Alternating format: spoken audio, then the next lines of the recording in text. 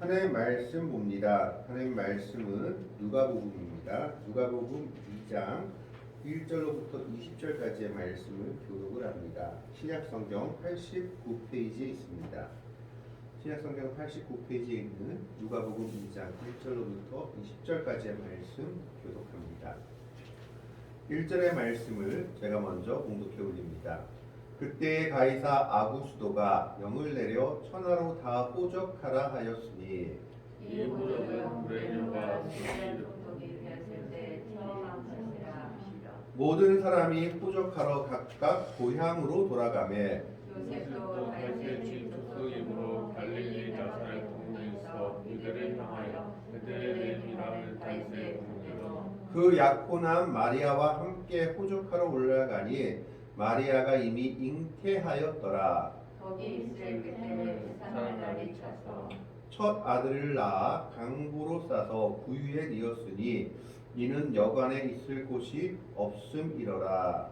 그 지역의 목자들이 밤에 거기서 자기 양떼를 지키더니 주의 사자가 곁에 서고 주의 영광이 그들을 두루비침에 크게 무서워하는지라. 천사가 이르되 무서워하지 말라. 보라, 내가 온 백성에게 미칠 큰 기쁨의 좋은 소식을 너희에게 전하노라. 오늘 다윗의 동네에 너희를 위하여 구주가 나셨으니 곧 그리스도 주시니라. 너희가 가서 강보에 쌓여 꿈에 누워 있는 아기를 보리니 이것이 너희에게 표적이니라 하니 호련히 수많은 천군이 그 천사와 함께 하나님을 찬송하여 이르되 지극히 높은 곳에서는 하나님의 영광이요 땅에서는 하나님의 기뻐하신 사람들에게 평화가 아니라. 천사들이 떠나 하늘로 올라가니 목자가 서로 말하되 이제 베들레헴으로 가서 주께서 우리에게 알리신 바 이 이루어진 일을 보자 하고 빨리 가서 마리아와 요셉과 그의 누인 아기를 찾아서 보고 천사가 자기들에게 이 아기에게 대하여 말한 것을 전하니 듣는 자가 다 목자들이 그들에게 말한 것을 놀랍게 여기되. 두 절의 말씀을 같이 읽습니다.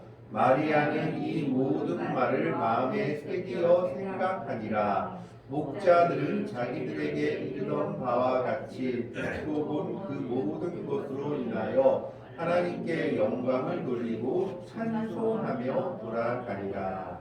아멘. 예수님의 탄생에 관한 기록은 마태복음과 누가복음에만 기록되어 있습니다. 마가복음과 요한복음은 예수님의 탄생에 관한 기록이 없는 것을 보게 됩니다. 그런데 이 마태복음은 동방박사를 위주로 기록이 되어 있고 누가복음에는 예수님의 탄생의 증인으로 목자들이 기록되어 있습니다.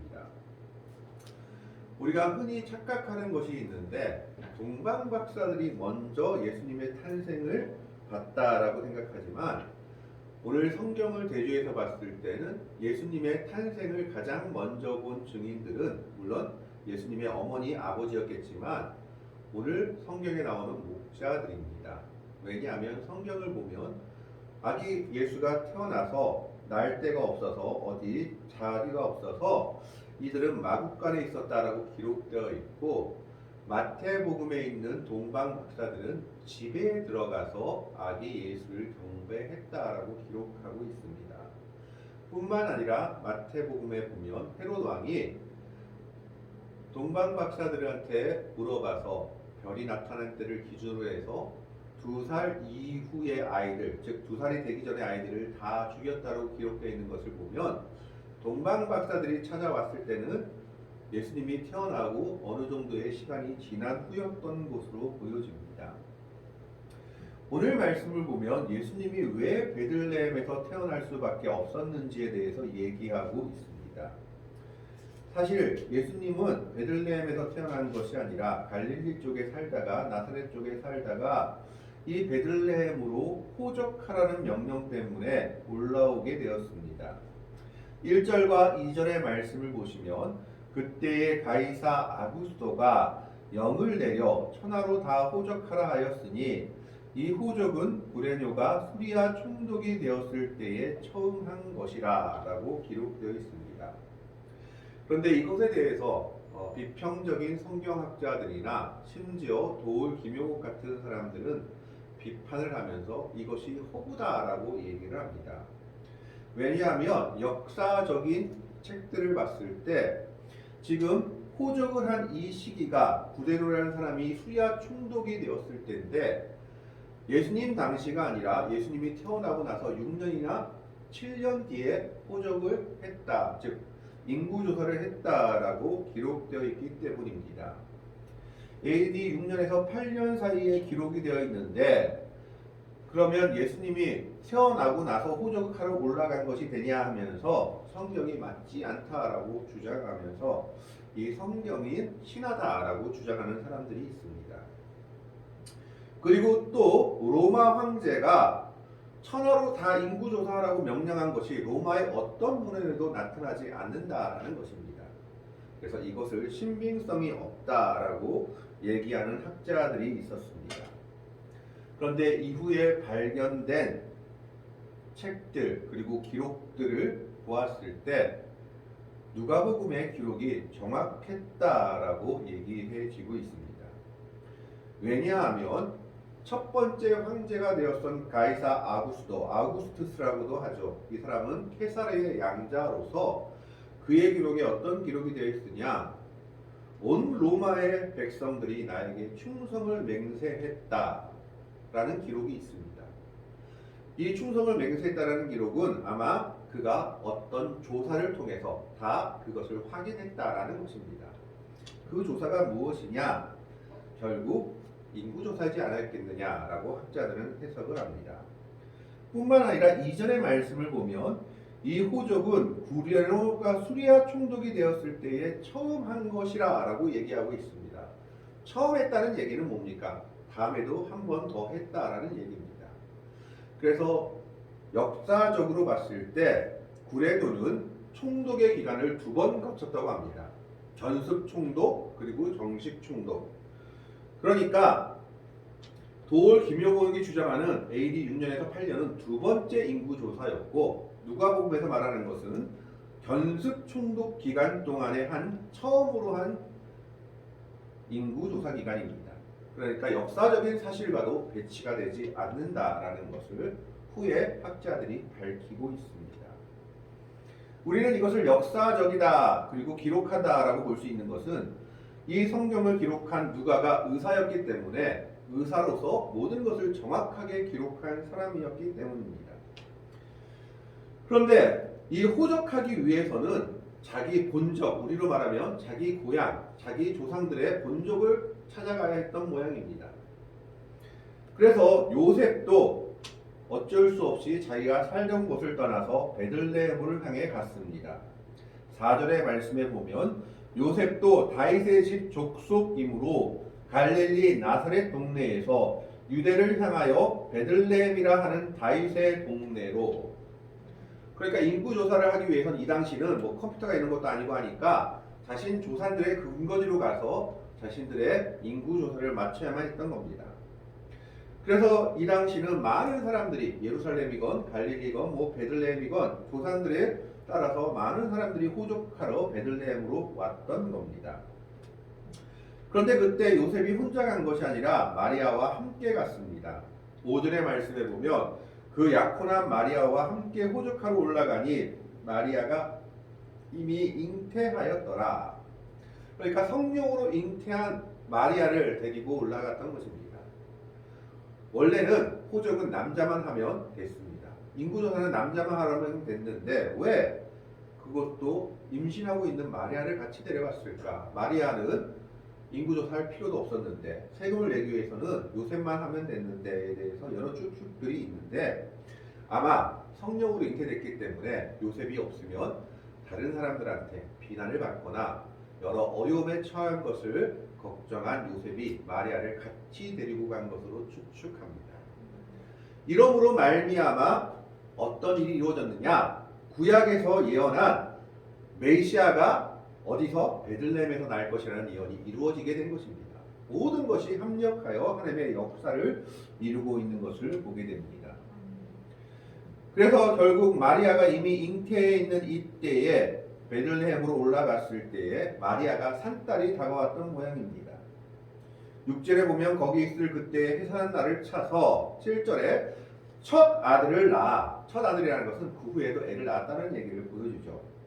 첫 아들을 낳아 강보로 싸서 구유에 누였으니 이는 여관에 있을 곳이 없음이로라. 이것이 마구간에서 애를 낳았다는 얘기인지 아니면 여관에 있을 곳이 없어서 다른 조그만한 곳에 마구간에 딸린 방인지 정확하게 기록되어 있지는 않습니다. 어쨌든 마음 놓고 쉴 수 있는 곳이 아닌 곳에서 예수님이 탄생한 것은 분명해 보입니다. 그러면 왜 이 당시 여관에 있을 곳이 없었냐? 아까 말한 것처럼 호적하러 많은 사람들이 베들레헴에 올라왔기 때문입니다. 여관마다 다 차서 도저히 방을 내줄 수가 없었던 것이죠. 그래서 마구간에 딸린 방인지 진짜 마구간인지 알 수 없지만 정말 허름한 곳에서 예수님이 탄생할 수밖에 없었던 것입니다. 그런데 예수님이 탄생한 직후에 천사가 이 예수님의 탄생을 목자들에게 알립니다. 8절의 말씀에 보면 그 지역의 목자들이 밤에 밖에서 자기 양떼를 지키더니, 성경에 보면 참 이상한 일이 하나 있습니다. 이스라엘 백성들이 가장 기다리던 것이 메시아였습니다. 메시아 탄생을 누구보다 기다리던 것이 이스라엘 백성들이었다라는 것입니다. 그런데 이 메시아 탄생에 대한 소식을 전해준 것은 이방 백성이었던 동방박사들, 그리고 제사장이나 서기관이나 율법사 같은 종교 지도자들, 왕궁에 있는 왕이나 이런 사람들이 아니라 목자들에게 예수 탄생의 소식이 가장 먼저 전해졌습니다. 이것에 대해서 주석가인 매튜 헨리 목사님은 이렇게 얘기합니다. 그 당시 왕궁에 있거나 종교 지도자들은 메시아 소식을 들을 자격이 없었다. 왜냐하면 그들은 자기들의 일에 너무 바빴고 또 자기들의 것을 지키기에 급급했기 때문입니다. 예수님이 탄생했다는 소식은 그들에게 전혀 기쁜 일이 아니었다라는 겁니다. 그래서 동방박사들도 보면 우리가 유대인의 왕으로 나신 이를 찾으러 왔다고 했을 때 예루살렘과 왕궁에 소동이 일어났다라고 기록되어 있습니다. 기뻐했다라는 것이 아니라 소동이 일어났다라는 겁니다.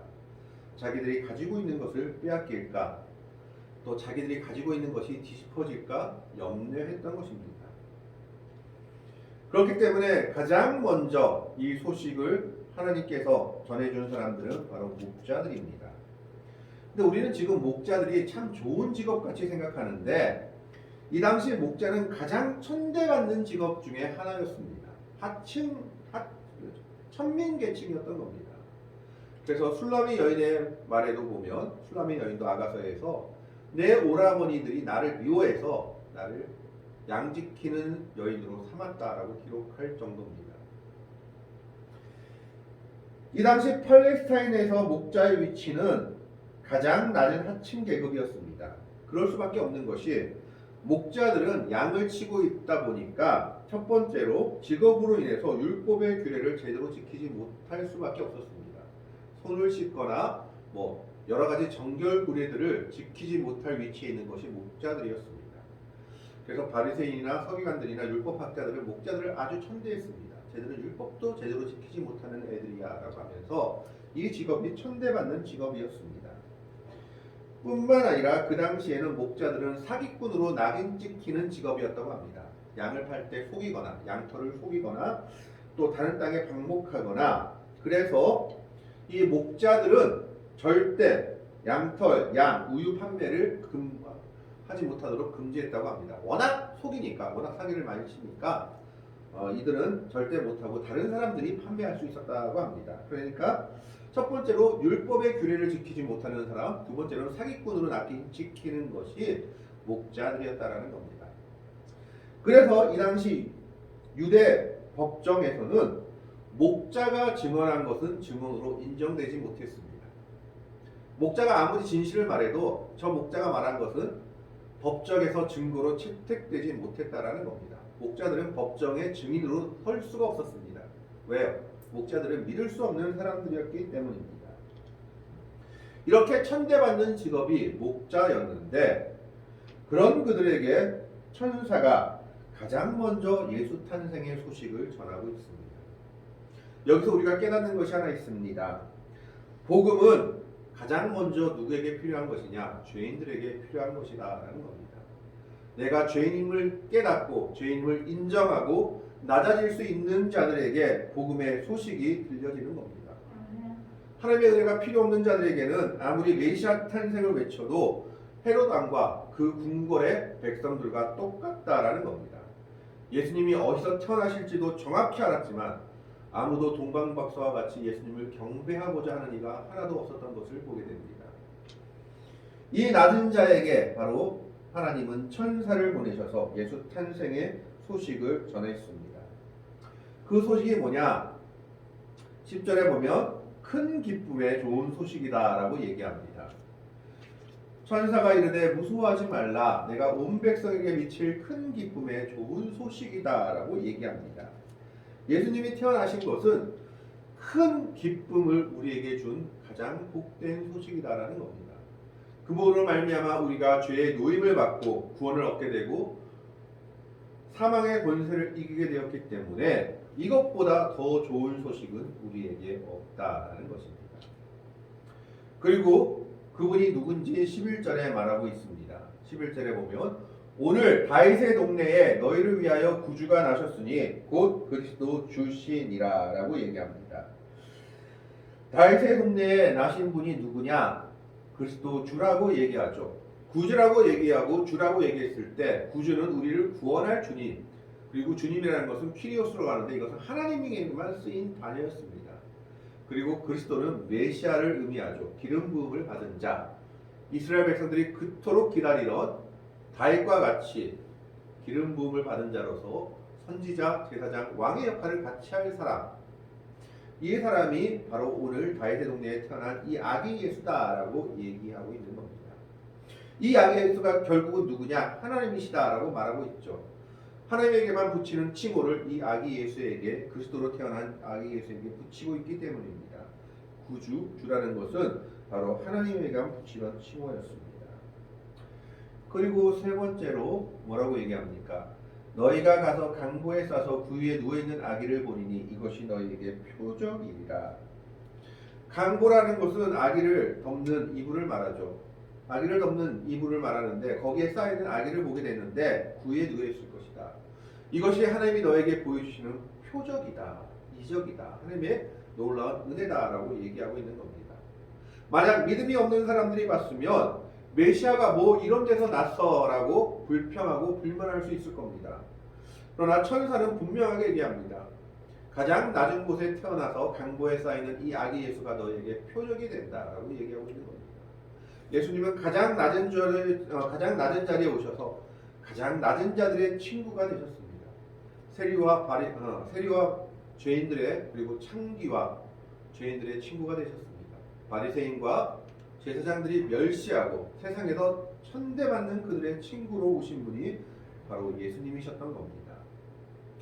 그러면서 이것이 어떤 일인지를 얘기하고 있죠. 13절, 14절 말씀에 보면 호련히 수많은 천군이 그 천사와 함께 하나님을 찬송하여 이르되 지극히 높은 곳에서는 하나님께 영광이요 땅에서는 하나님이 기뻐하신 사람들 중에 평화하도다 라고 얘기합니다.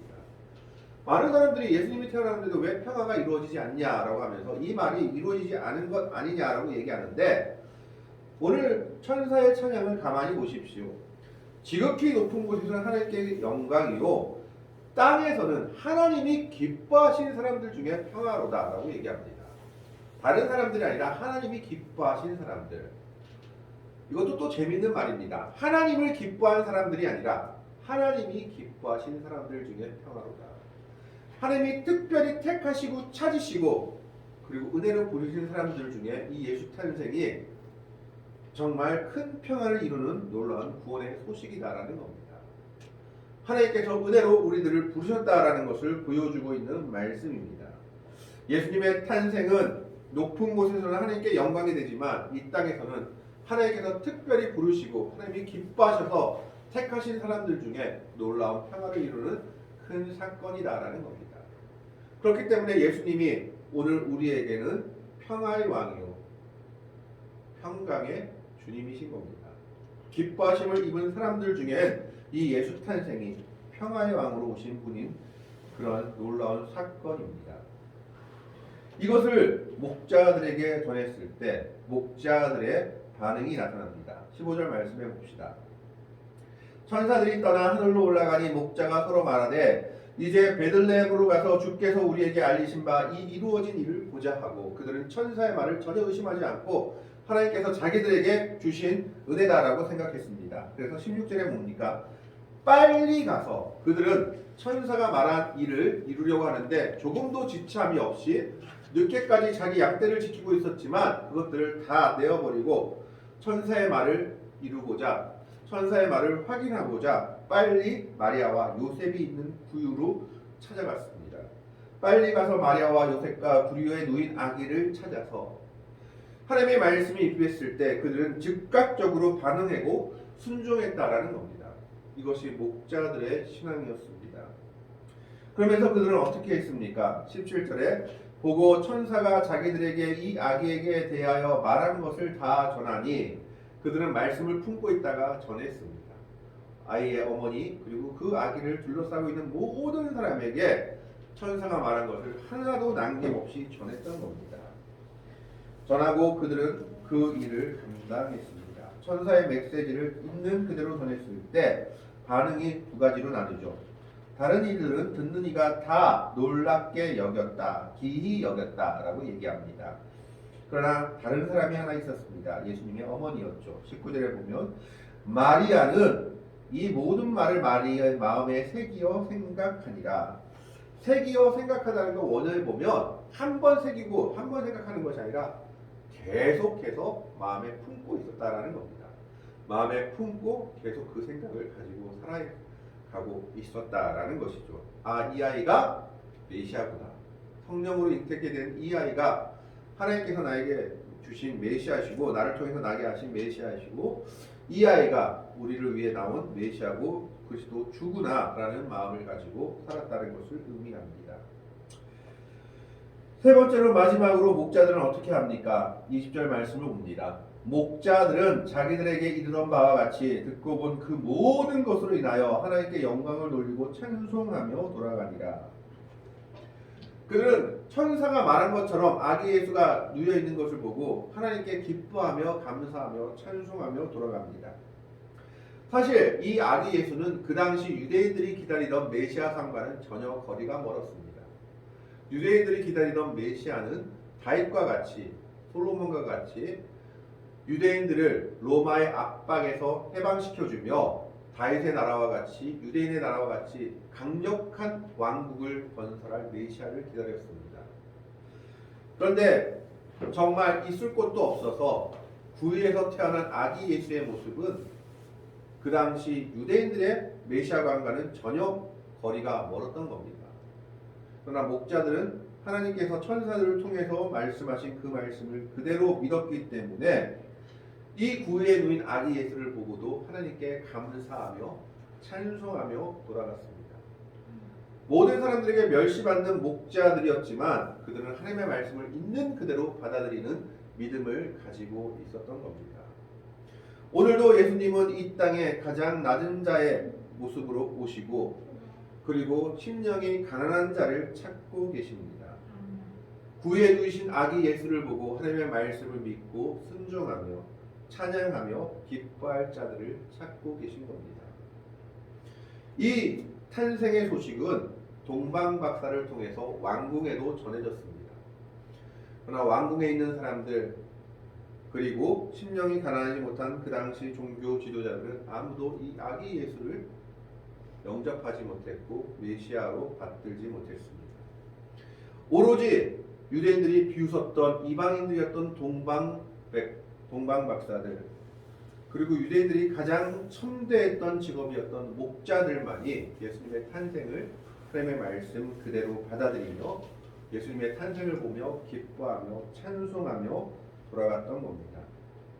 오늘 성탄을 기다리는 우리도 이런 목자와 같은 심령을 가져야 합니다.